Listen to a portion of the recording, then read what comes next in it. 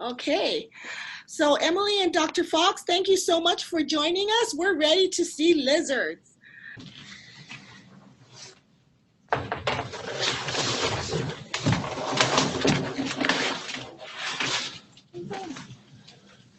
All right. What shows them off the best? Green iguana, fairly large lizard, native to the Central America, South American, Caribbean regions. This type of lizard tends to be vegetarian on average, so he eats a lot of plant matter. As you can see, he's a little grumpy right now, but he should settle down in a second. Okay. So green iguanas are arboreal, right? They tend to be largely arboreal, yes. But they're also very good swimmers. Very good swimmers. And that's helped them be rather invasive in the Caribbean islands. It has. They can tolerate being in the water for a long time. And oops, there, settle now. There. Right at the projector light. Yeah, it's probably throwing them off a little bit. Yeah, let me switch hands. Okay, see if that'll calm them a bit. So as you can see, not all lizards are great pets, although green iguanas are sold as pets quite often. They take a lot of handling to calm down. Okay? And although he is a vegetarian, he does have a very strong jaw. So if he did bite, it would be quite painful. Okay? So what makes this guy a lizard? Since we're talking about lizards, we should see or think about a couple of the features of lizards. Okay? One of the main ones is scales on the body. So as you can see, he's got scales of different sizes in different parts of his body, and that's good for different purposes. Scales are good in general because they help maintain water levels. So that allows him to live in areas that are potentially dry or even survive crossing waterways because he doesn't let the salt water in. So scales are good for them, or protection against predators as well. He's got some spikes on his neck that give him some protection that way. Another thing that makes lizards different from snakes is they have external ears like us. So as you can see on the side of his head here, that is actually his ear, maybe. Anyway, so that is where he hears from. So he doesn't have ear flaps like we do as mammals. That still allows him to hear better than, say, a snake. A lot of lizards, most of them in fact, actually you'll have eyelids, as you can see he has, where snakes do not. The dew flap, okay, that is larger in males typically, and they use that as a display device to show off for the girls, makes himself look big and fancy, Okay. as do his spines along his back. Boy, he's grumpy today. Well, he's really grumpy, Dr. Fox. What are you going to do with him? I'm going to have to put him back in and let him calm down. Ahead. It doesn't look I try to keep him a little cool so he'll be relaxed, but he hasn't taken to that yet. Yeah. There he goes.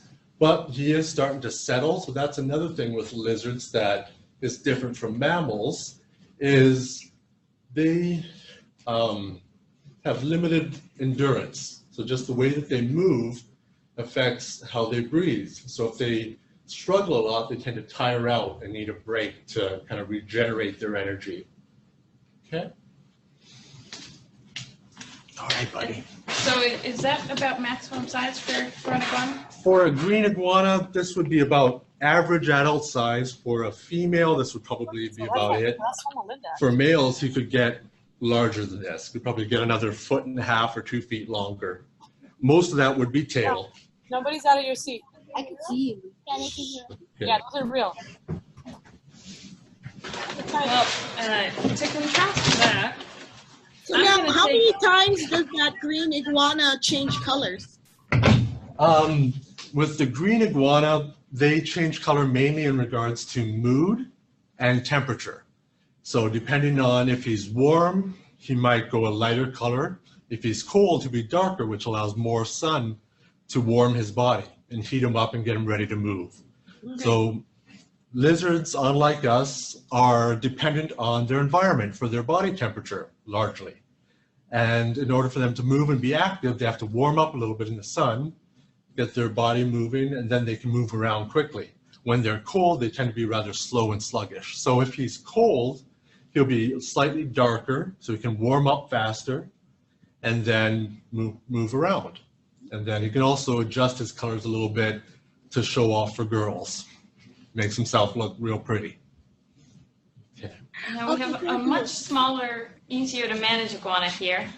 A little desert iguana who's actually falling asleep in my hands just to prove a point how much better behaved he is. Mm-hmm. So these guys, like Dr. Fox was saying about regulating their metabolism by body temperature, these guys like really, really hot weather, and they can actually tolerate happily up to 115 degrees Fahrenheit. And they live out in the Mojave Desert of southwestern United States. And when all the other lizards go and hide in their burrows and find shelter from the sun, these guys are nice and happy out on the rocks, enjoying the very, very high temperatures. Here's our lovely little desert iguana. Lizard iguana. It's got a very, very long tail. They're really fast runners. Whoa. Yeah. Another common trait in lizards is that they have this very long tail. So as Dr. Fox was saying, they can actually, if they're very warm and if they're in direct sunlight, they'll tend to be a little bit lighter colored. This guy's a little bit cold, and he hasn't been out in the sun yet today. So he's nice dark gray here, and they're very smooth. They have smaller scales, and the external ears that are common to lizards are pretty visible in this guy too. So. Yeah, where'd you guys find that one? Out in the deserts, the local deserts, Palm Springs area, there's quite a large population of them there. Will he grow big like the first one? He's about as big as they get, maybe 15 inches or so. Yeah. So and that includes the tail. Male or female for most lizards, you tell in some cases based on just their external anatomy. So like with the iguana, that big frill on the back of his head and the pouch beneath the throat are a good cue. But for most of them, you actually have to look at some pores. You know where to show them? Femoral pore? The femoral pores underneath of the body. Mm-hmm. So along these legs here, my arm's in the way, you see, just make out a little V line. Let's see if I can show it a little easier. All right. So right above my finger, if you hold still again, you see a little line of pores. And the males will have larger pores, and that puts out some secretions that makes them smell real good. And it attracts the girls. Okay. The other way to tell is by looking at the anatomy of the tail. So males will have a wide tail near the base and then slims out, whereas a female tends to go uniform taper all the way down. So my guess, even though this one is probably a juvenile or just subadult, looks probable to be a male, just based on that shape. It's pretty wide up here, and then the pores are relatively large. Where did they live before you found them? You said that they're found in Palm Springs. So can the schools in Southern California find them in their yard, in their schoolyard? If you're in a desert type habitat with a lot of creosote, potentially yes, you might find them in that type of habitat. More common one to find would be a fence lizard or an alligator lizard, which look a little bit different, but some similarity. And to mention the creosote, they live in the creosote bushes. These guys are also vegetarians, herbivores, and they, even though the vegetation is sparse in the desert, they can make do off of a primarily herbivorous diet, and they like creosote bushes in particular. Love lizards. They go and look for lizards for fun. And that's why they're in this department, Earth and Biological Sciences at Loma Linda University. Yes. But they will share how they find lizards when they're out there. So these are leopard geckos, or not leopard geckos, my apologies. These are banded geckos. And they are also in our local deserts. They're squirmy little guys. You can see they have big fat tails, and they actually use the tails for fat storage and nutrient storage. They hibernate during the winters, so they can actually live off of that for a good number of months just off of the reserves in their tails. And as opposed to the previous two lizards, these guys are active more at night. So they don't need the sunlight to get going, but they still need those warmer temperatures during the summer. So during the winter, they tend to be very slow and not move around a lot. Also, rather than being herbivores, these guys are insectivores. So they're the ones keeping the insect populations in check. A little squirmy. Ooh, yeah. I've seen those before around campus. Around campus, it's actually a different kind of gecko here at Loma Linda. It's an invasive one from the Mediterranean, but they look quite similar. And so these guys don't have the very, very sticky adhesive toe pads that a lot of geckos do. So we're going to look at next a different species of gecko that's not a local species, but that actually does have those very, very sticky feet. Now, how big do they grow? Because they look small right now. That's adult size for these. Oh, it is? So they tend to be rather small. So as we were saying about the vocalizations that geckos can do. Is that the noise from them?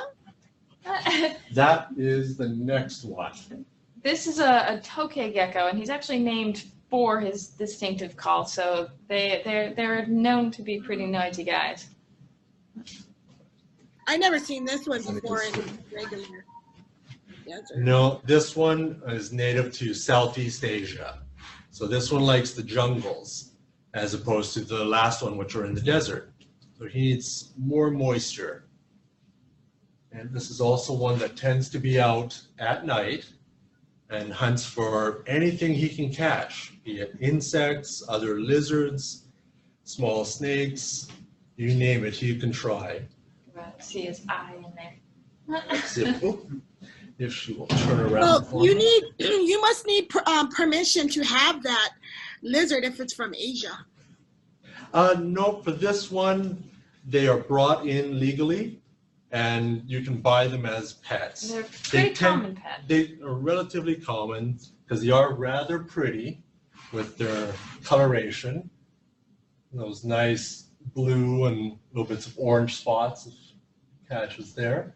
And this one does have those sticky toe pads, which are used so it can climb up almost any surface. So she could climb up glass if she wants to. And that's because of forces on their toe pads. They have lots of tiny, tiny little hairs, setae, that help them stick. And science actually studies geckos' feet in order to find new adhesives and glues, things to stick things together and be able to take apart easily. So they have one of the strongest sticky or adhesives known based on their hairs. It's been said that a single toe can actually bear the weight of the entire gecko. That's correct. Go ahead, put your hand down just a little, Dr. Oh, sorry. It's okay. Why is his mouth open? Like, because she's a little bit grumpy, so she's trying to tell me to leave her alone. So she tried squeaking at me, now she's making herself look threatening. oh. And if I put my finger too close, she would give me a little pinch. So which one is this called again? This is a tokay gecko. Tokay? Yeah.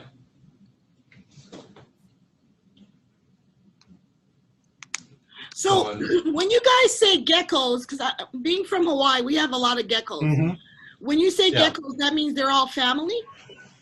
They're within the same group, yeah. So they tend to have different things about them that make them similar.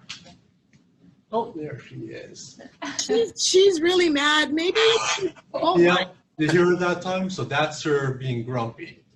So as opposed to all of the other lizards we saw so far, a lot of geckos actually lack eyelids.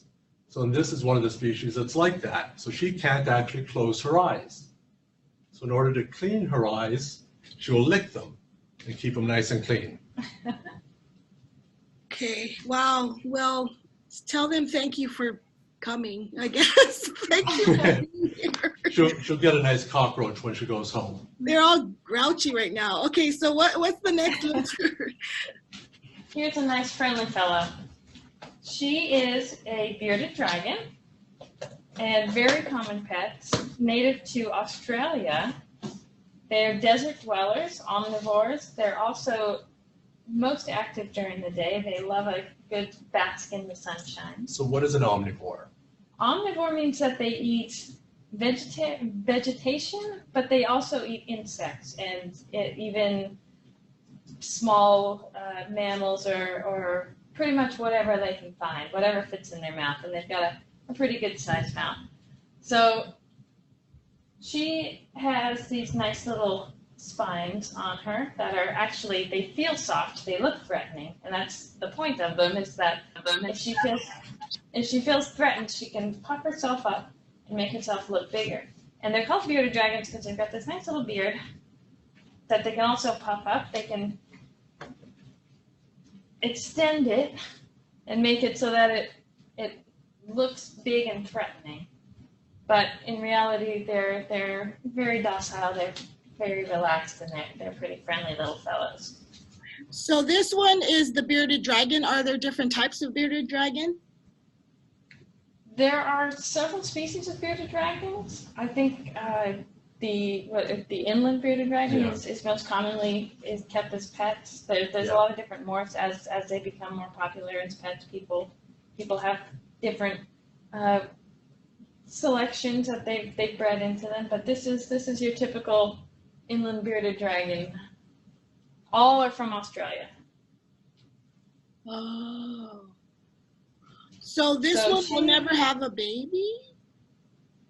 Not unless she gets around some gentlemen. She has a roommate who lives in a separate tank across the room from her, and he's a gentleman, and he likes to bob his head and display, and he would love to go on a date with her, but she's pretty happy as is. She likes to be a single lady. They get angry, and when they get angry, do they flare up?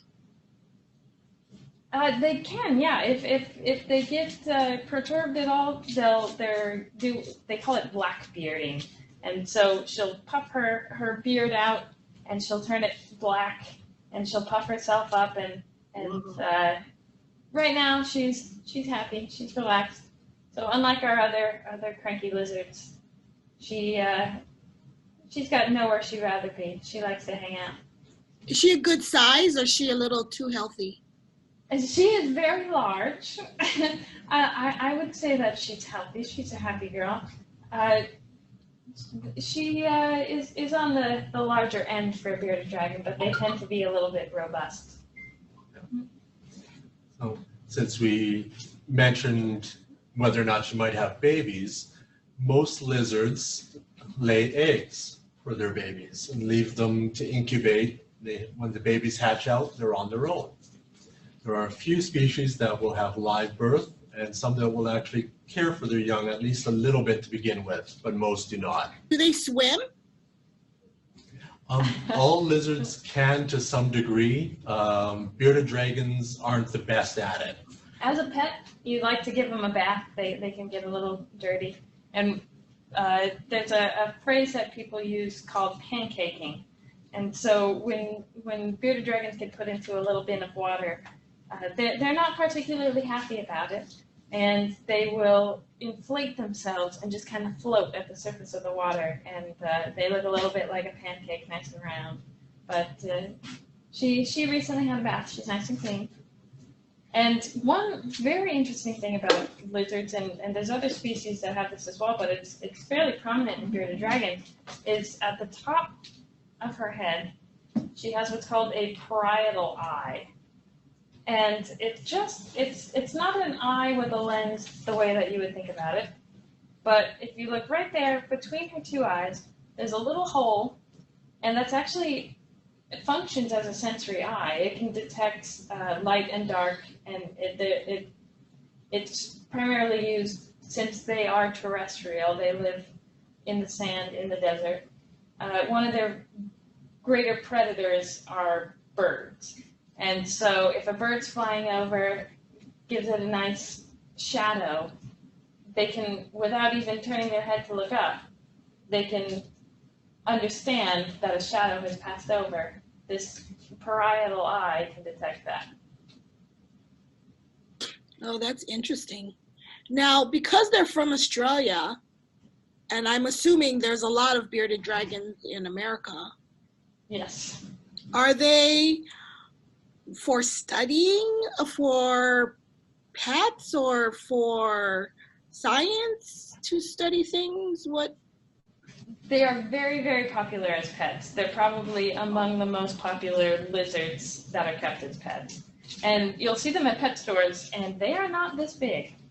They are smaller than palm size, and they've got little heads and pretty much non-existent beards. And so you might be surprised if you pick up a bearded dragon at the pet store and it turns into this.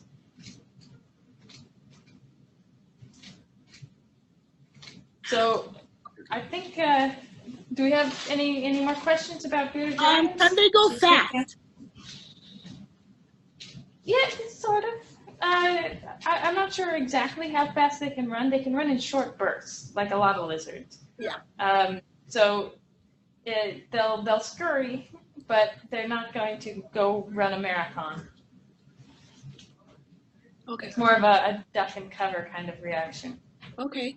Two iguanas, two geckos, and the bearded dragon. America's answer to the bearded dragon. These guys are also desert dwellers. They have the same kind of spines along their sides. They're similar in terms of camouflage, in terms of niche that they occupy, more or less. These guys, though, they only eat ants, so they're very specialized. This is a horned lizard. And so they also, when they feel threatened, their first thing that they're going to do is rely on camouflage, because they blend in really well with their environment.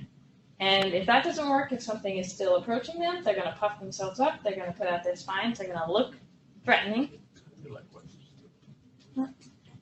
And if that still doesn't work, their next step is their piece de resistance. They will actually pool blood behind their eyes and then squirt it and aim at the mouth of any predator that's coming at them, hoping to deter that predator, either by confusing it or by the bitter taste of their blood, which is believed to be because of their ant diet, the formic acid in ants.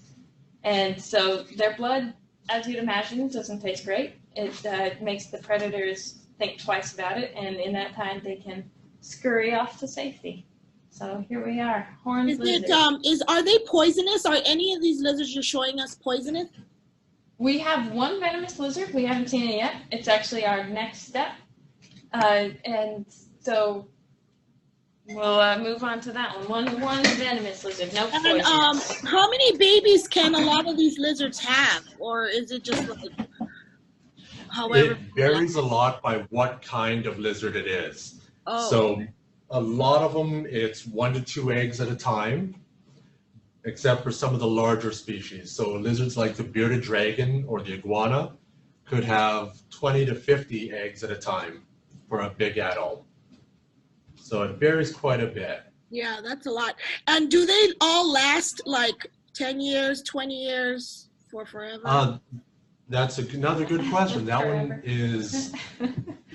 depends a lot on the type of lizard. So some of the smaller geckos and chameleons will live 2 to 5 years. A lot of other lizards will be around the 10 to 12 year range. And then some of them can get into their 40s, 50s, and 60s potentially. This is an example of one of those. This is a beaded lizard from Central America. And This guy is North America's venomous lizard. So he actually does have a bit of venom that he can use to defend himself. He's got a very pretty pattern on his back, and a lot of Southeastern Native American designs kind of use this pattern in honor of these guys because they think it's so special and interesting looking. So this is related to a Gila monster, which is in North America and northern Mexico as well. So these have a little bit different type of scales than the other lizards you saw. See lots of little bumps all over the body, and that's where he gets his name as a beaded lizard. So those are like little beads on there. And that's actually, each one of those is connected to a bit of bone called an osteoderm. So it kind of adds a bit of like an armor to his skin. So he has very tough, pebbly skin. How does he get that pattern? The pattern of the... The pattern is unique to the different species. The mechanism for it tends to be rather complicated. So it happens during development. So they just have the different colors coming together in different areas. And they're venomous, but they don't have fangs. They have to do a bit of gnawing, a bit of work to actually envenomate their prey item. Right. So as opposed to a lot of the snakes which have a fang at the front of the mouth to inject the venom, and venom glands are at the top of the head, these guys, their venom gland is underneath of their jaw, which releases venom into their mouth, and they've got a few grooved fangs in the back and lots of teeth. So when they bite onto something they want to either eat or to defend themselves, they'll bite, hold on tight. They have very strong jaws so they can hold on, and that venom seeps into the wound and causes a lot of pain, potentially. And sometimes if they're feeding on lizards or mice, they'll actually flip themselves upside down, so it allows the venom to flow into the wound a little bit easier, since it's just going there through gravity. Does this one live a long, long time? This one can live a very long time. We're not 100% sure how old they can get. One that we had here was in captivity for almost 40 years, and he was caught as an adult in the wild. So he could be another 10, 15, 20 years older than that. We don't know. So these guys can at least live to 40, 50, maybe longer. We're still trying to figure that out. We don't know enough about them in the wild, so we're not exactly sure on all of these questions. But does okay, so does his venom have use? His venom does. Oh. So what biologists have found that when these guys take a meal, they release a bit more venom, and it actually helps maintain their blood sugar level. So it helps them regulate their food intake. And knowing that, scientists looked into what in the venom does that and came up with a molecule that they were able to synthesize. And we've actually since used that to make a medication for people. And it's used for type 2 diabetes and helps regulate blood sugar in people with that condition. So it acts something like an insulin for taking sugars into the cells and out of the bloodstream. Okay, wow, I didn't know that this one was useful. Oh, yes. All lizards are useful. Yeah, but we're running out of time, and Okay. does that one change color, or I'm sure it doesn't change patterns, but does it change? This is one of the ones that doesn't really change color a lot. Okay. He stays pretty much the same throughout his life, day or night, warm or cool. Yeah. And part of that goes with he is more nocturnal, so he's out more at night, so he doesn't need to change for like a night gaining heat. Okay. Yeah.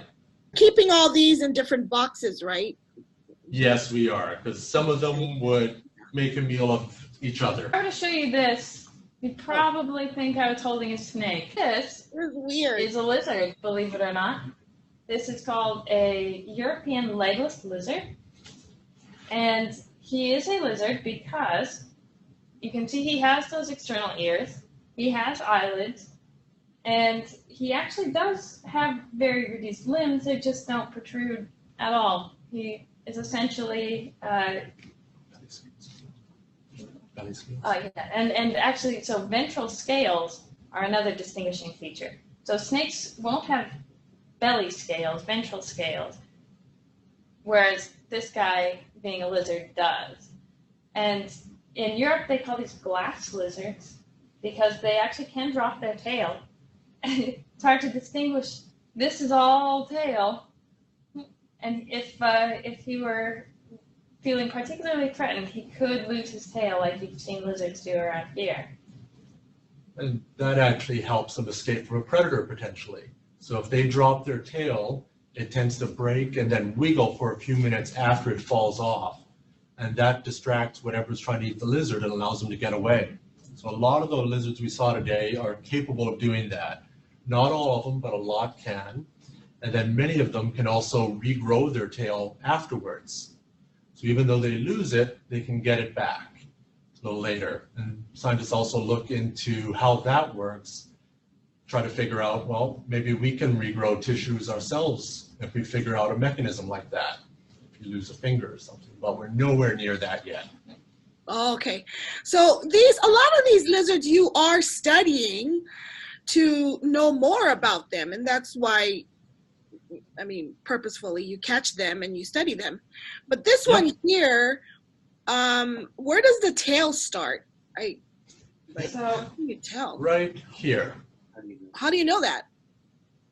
It's hard to see in the video, but he has a vent, or his place where he goes to the bathroom is right there, and that's normally the marker between the tail and the body of the lizard. So see how much of him is tail beyond that point. You can kind of tell in the video. Yeah, you see and a little bit of- this is a pet, I understand, from one of the students. Yes. Yes. Okay, So one of our colleagues, he is a paleontologist, and he also loves reptiles. And this is his pet. His name is Lieutenant Dan. Lieutenant Dan? Yeah. Yes. Okay, Because he's Lieutenant missing Dan. his legs. What is that the biggest Lieutenant Dan can get? Potentially no. We could almost about a third larger potentially. They can get to about 1.5 meters depending on the population. This is the largest of the legless lizards, though. Yeah. There's a lot of species of That are legless smaller lizards. as well. But these guys in southern Europe, temperate grassland forests, they are the largest of them. Yeah. Okay, so what is that gray? I'm assuming that's like a gray. Kind of a mottled gray, tan, brown. Yeah.